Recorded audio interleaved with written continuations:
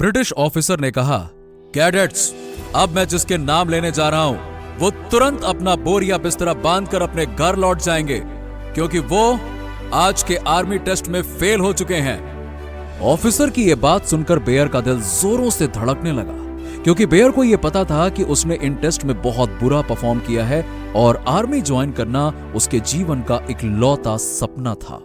Officer ने कहा, fail होने वालों के नाम हैं जॉन, जेम्स, मार्क और बेयर ग्रिल्स। अपना नाम सुनते ही बेयर को इतना बड़ा झटका लगा कि उसका दिमाग सुन्न पड़ गया, हाथ पैर कांपने लगे और उसे कुछ समझ नहीं आ रहा था कि वो अब लाइफ में आगे क्या करेगा। लेकिन ये तो मुश्किलों की शुरुआत थी। आगे कई बार टेस्ट में फेल होने से लेकर मौत को बेहद करीब से देखने तक बेयर के हालात इतने बिगड़ने वाले थे कि सुनकर ही आपकी रूह कांप उठेगी। लेकिन वो कहते हैं ना, जब किसी के हालात बिगड़ते हैं तो वो टूटता है या फिर रिकॉर्ड्स तोड़ देता है, और बेयर ने भी कुछ ऐसा ही किया। जिंदगी के सफर में गिरते, संभलते और अनगिनत चोटें सहते हुए अगले 10 सालों में बेयर ने एक ऐसा मुकाम हासिल किया कि पूरी दुनिया उन्हें पहचानने लगी।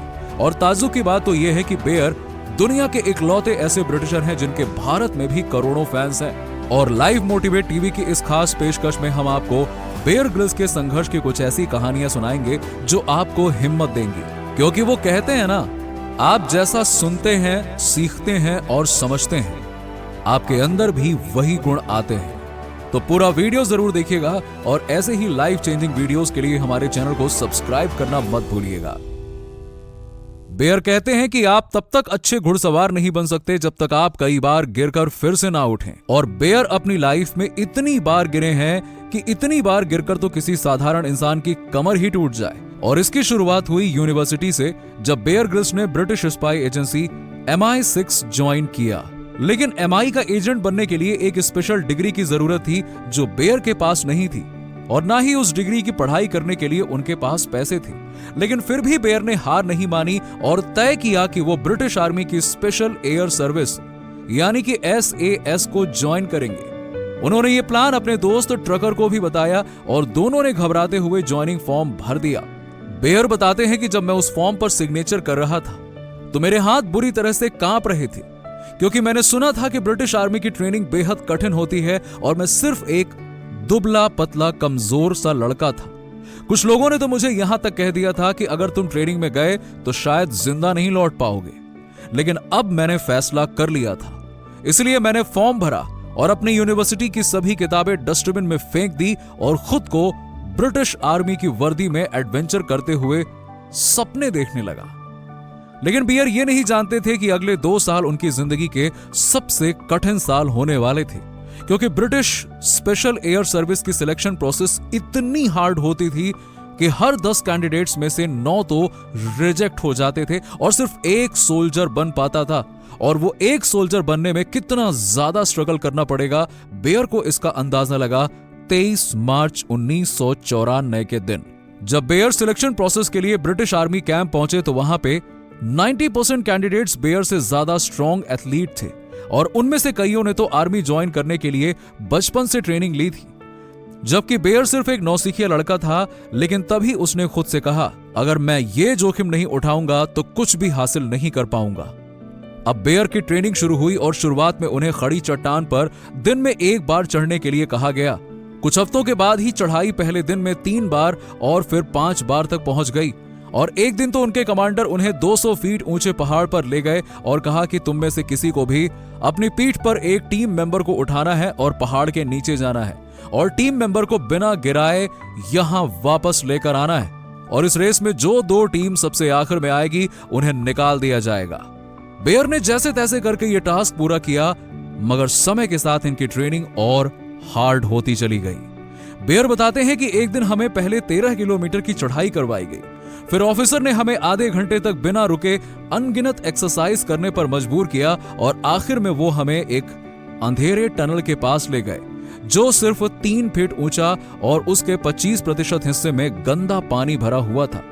हम कुछ समझ पाते उससे पहले ही ऑफिसर चिल्लाते हुए बोले कि तुम्हें यह टनल पार करनी है, और उन्होंने हर ट्रेनी को पकड़कर टनल में धक्का देकर डाल दिया और ऊपर से लगा दिया ढक्कन। उस वक्त मैं काफी घबरा गया था। मेरा पूरा शरीर अकड़ चुका था, मुझे सामने कुछ नहीं दिख रहा था और 2 मिनट बैठकर रेस्ट करना भी मुश्किल नहीं था, क्योंकि उस पानी में अगर कोई जहरीला जीव हो तो वो मुझे एक जगह पर बैठे देखकर काट सकता है। लेकिन मैंने हिम्मत नहीं हारी और अपना एक हाथ आगे रखते हुए रेंगते चला गया और करीबन 2 से 3 घंटे के बाद मैं आखिरकार उस टनल से बाहर निकल गया। बेयर ने जब SAS की ट्रेनिंग शुरू की थी तब उनके साथ दर्जनों और कैंडिडेट थे, लेकिन इस टास्क के बाद सिर्फ इतने लोग बचे थे जिन्हें उंगलियों पर गिना जा सके और बेयर उनमें से एक थे। अब सिलेक्शन प्रोसेस का आखिरी स्टेज बचा था।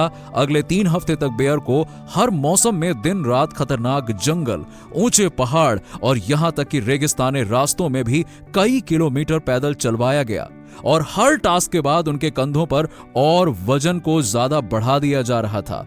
इस प्रोसेस में कईयों ने तो हार मान ली और कुछ की तबीयत इतनी बिगड़ गई कि उन्हें हॉस्पिटलाइज करना पड़ा। लेकिन बेयर जैसे तैसे करके फाइनल स्टेज तक पहुंच गए थे और उन्हें कॉन्फिडेंस आ गया था कि वो इस फाइनल स्टेप को भी पार कर लेंगे। लेकिन फिर उनके साथ वो हुआ जिसने उन्हें जिंदगी के सामने घुटनों पर ला दिया। दरअसल आखिरी टेस्ट में बेयर को कीचड़, जहरीले जानवर और कांटेदार झाड़ियों से भरे पहाड़ पर चढ़ना था और टाइम पर वापस नीचे आना था।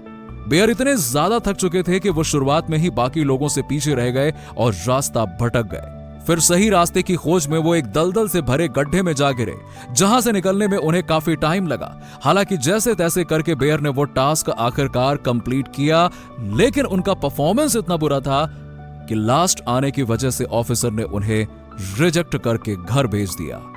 ये वही पल था जिसकी बात हम वीडियो की शुरुआत में कर रहे थे।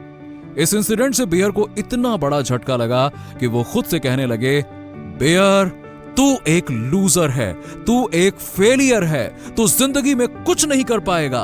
तूने अपनी लाइफ में 4 महीने बर्बाद कर दिए और तुझे कुछ नहीं मिला। अरे फाइनल में आके कौन हारता है?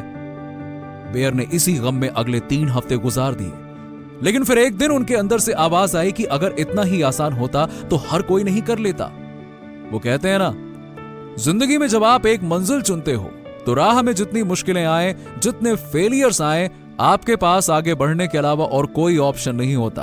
और जब हमारे पास कोई प्लान बी नहीं होता तो हम या तो बिखर जाते हैं या फिर इतिहास रच देते हैं।